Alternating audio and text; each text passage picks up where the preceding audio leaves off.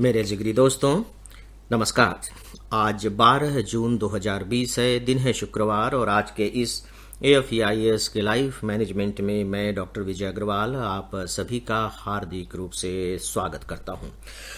दोस्तों, फिलहाल हम लोग हार्ड वर्क पर बात कर रहे हैं और एक स्टूडेंट ने हार्ड वर्क के बारे में जानना चाहा था, उससे मैंने शुरुआत की थी और अब जबकि मैं इस विषय पर लगातार सोचता चला जा रहा हूं तो मेरे ज़हन में कुछ नए नए तथ्य पैदा होते चले जा रहे हैं। और जब कोई नया तथ्य दिमाग में आता है तो सच पूछिए तो मैं अपना लोभ संवरण नहीं कर पाता कि मैं अपनी बात अपने प्रिय श्रोताओं तक पहुंचाकर अपने आप को हल्का कर लूं। तो दोस्तों, हो सकता है कि किसी एक विषय पर इतने एपिसोड में बात किए जाने से आपके अंदर खींच की भावना पैदा हो रही हो कि सर इसको क्यों नहीं खत्म करते, हो गया अब हम समझ लिए हैं, इसको आप कितना समझाएंगे। लेकिन यूं कह लीजिए कि ये मेरी अपनी मनोवैज्ञानिक मजबूरी है और मैं चाहूंगा कि आप मेरी इस मजबूरी को थोड़ा सा बर्दाश्त करें। तो दोस्तों, आज भी मैं उसी विषय को आगे बढ़ा रहा हूं। फ्रेंड, जब मैं हार्ड वर्क के बारे में और सोचने लगा और अपने अतीत पर नजर डालने लगा तो मुझे एक तथ्य पकड़ में आया, या यूं कह लीजिए कि समझ में नहीं आया। और वो ये कि ये मेरा सौभाग्य रहा है कि देखिए, मैं उपराष्ट्रपति और राष्ट्रपति भवन में मैंने 5-5 साल 10 साल तक काम किया। और जब आप वहां रहते हैं तो आप यूं कह लीजिए कि बहुत ही एक विशिष्ट सिचुएशन में रहते हैं। वहां रहने पर मैंने राजनेताओं के जीवन को देखा और समझा कि वो किस तरीके से काम करते हैं, यानी कि वो कितना हार्ड वर्क करते हैं, जिसमें स्वयं राष्ट्रपति डॉक्टर शंकर दयाल शर्मा जी शामिल थे। और भी जो दूसरे पॉलिटिशियंस थे, उनके साथ आपको विदेश यात्राओं का मौका मिलता है। देश में आप जाते हैं तो आप उनकी कार्य प्रणाली को बड़े आराम से देखते और समझते हैं। इन कार्यालयों में जो अफसर भी होते हैं वो बहुत सीनियर अफसर होते हैं और नो डाउट कि उनके ऊपर काम की जिम्मेदारी भी बहुत ज़्यादा रहती है। और सच पूछे तो मैं उतना सीनियर तो नहीं था, लेकिन काम की जिम्मेदारियां काफ़ी थी। तो मैंने उनकी भी कार्य प्रणाली को देखा, समझा। अपनी कार्य प्रणाली से तो मैं परिचित हूँ ही, सच पूछे तो मैंने बहुत से उद्योगपतियों के जीवन को भी देखने और समझने की कोशिश की। उनकी बायोग्राफीज पढ़ी, जिसमें नारायण मूर्ति जी सबसे प्रमुख हैं। तो उन्हें भी जानने और समझने की कोशिश में मैंने पाया कि हम जो बात हार्ड वर्क के बारे में कहते हैं वह बात उस तरीके से नहीं है जिस तरीके से हमारे दिमाग में डाल दी गई है। यहाँ तक कि स्टूडेंट लाइफ में भी मैंने देखा है। मेरे साथ एक स्टूडेंट पढ़ते थे, जब मैं 9th क्लास में था, 9th तक ही 1 साल का मेरा उनका साथ रहा। जितेंद्र सिंह उनका नाम है और अंबिकापुर में वो बहुत ही प्रसिद्ध डॉक्टर हैं। आज मेरे बहुत ही प्रिय मित्र थे। उनको मैं पढ़ता हुआ नहीं पाता था और सच पूछे तो उनके जो बड़े भाई साहब थे वो भी डॉक्टर थे। जब भी हम लोग उनके घर पर जाते थे तो उनके बड़े भाई हमेशा जितेंद्र की शिकायत करते थे कि ये कभी पढ़ता नहीं है और जरा सा इसको समझाया करो, और बहुत डांटते थे और यहाँ तक कि मार भी देते थे। वो युग दूसरा था, उस समय आप मारपीट कर सकते थे अपने से छोटों के साथ में।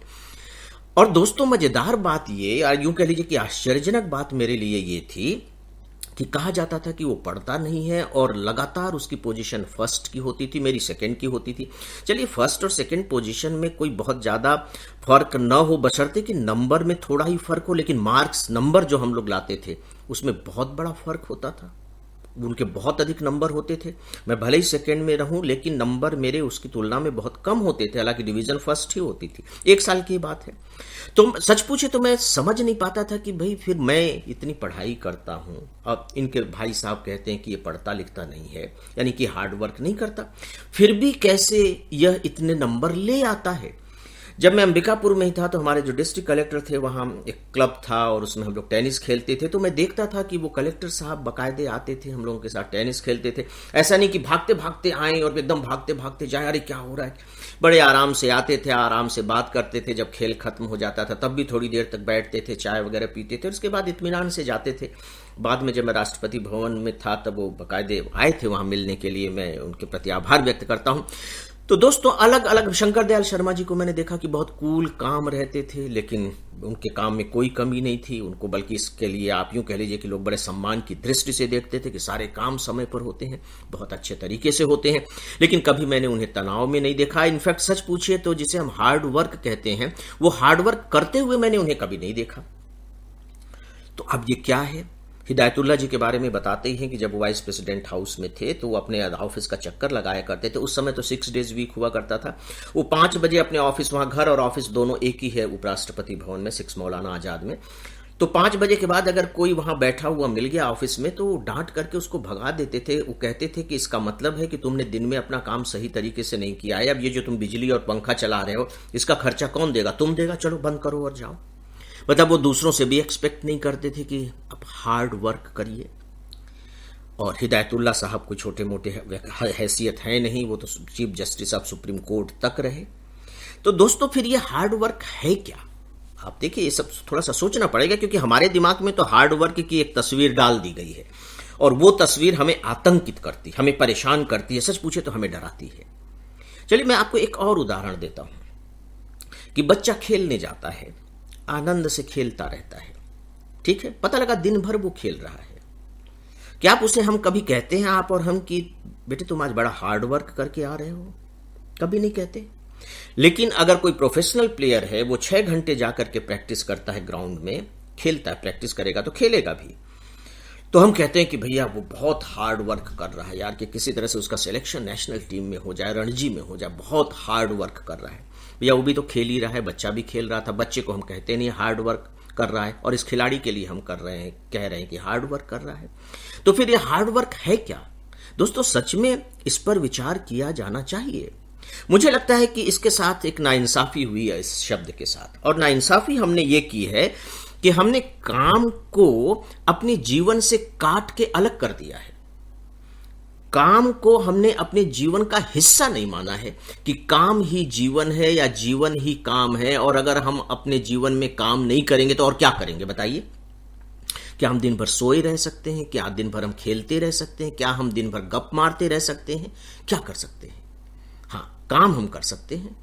तो चूंकि काम और जीवन को हमने अलग अलग कर दिया है, तो इसीलिए काम के बारे में एक हमारी धारणा बन गई है, और ये धारणा दुर्भाग्य से ये बनी कि काम करना जैसे कि कोई बोझ है, कोई अभिशाप है, इस तरह का लगने लगा है, जबकि वह एक तरह का वरदान होना चाहिए। कल्पना करके देखिए कि जब मैं बेरोजगार रहता हूं, मेरे पास कोई काम नहीं होता, तो मैं कितना परेशान होता रहता हूं कि बाप रे कैसे काम चलेगा, कैसे समय कटेगा, लोग क्या कहेंगे, मुझे तो काम चाहिए, काम चाहिए। और जब काम मिल जाता है तो मैं कहता हूं कि हे भगवान, काम करना पड़ रहा है। दोस्तों हम अपने जीवन के लिए भी तो ढेर सारे काम करते हैं। क्या 6-7 घंटे हम सोते हैं तो ये सोने का काम नहीं है? क्या हम भोजन करते हैं तो खाना खाने का काम नहीं है? बताइए। क्या हम जब स्नान कर रहे हैं तो क्या ये स्नान करने का काम नहीं है? ये सब भी तो काम ही है ना। और ये छोटे छोटे काम है, भले ही काम छोटे ही काम हो, लेकिन काम तो है, और इन सबको आप मिला दीजिए तो एक बड़े काम का रूप ले लेगा, जिसे हम दैनिक कार्य कहते हैं। तो काम को चूंकि हमने अपने जीवन से काट करके एक अलग रूप में देखना शुरू कर दिया है, इसीलिए काम के प्रति जो हमारी धारणा है एक बोझ की धारणा बन गई है, एक अभिशाप की धारणा बन गई है, एक ऐसी धारणा बन गई है जो हम करना तो नहीं चाहते लेकिन हमें करना पड़ रहा है।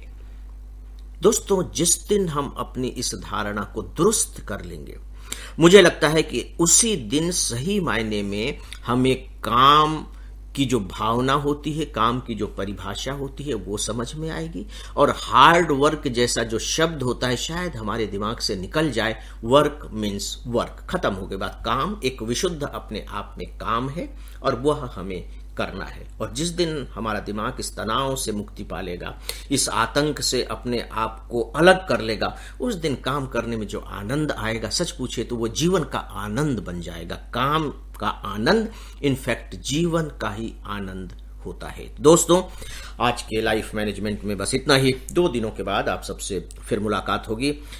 मेरी शुभकामनाएं स्वीकार करें। आप सब अपना ध्यान रखें, स्वस्थ रहें, अपने लोगों का भी ध्यान रखें। नमस्कार।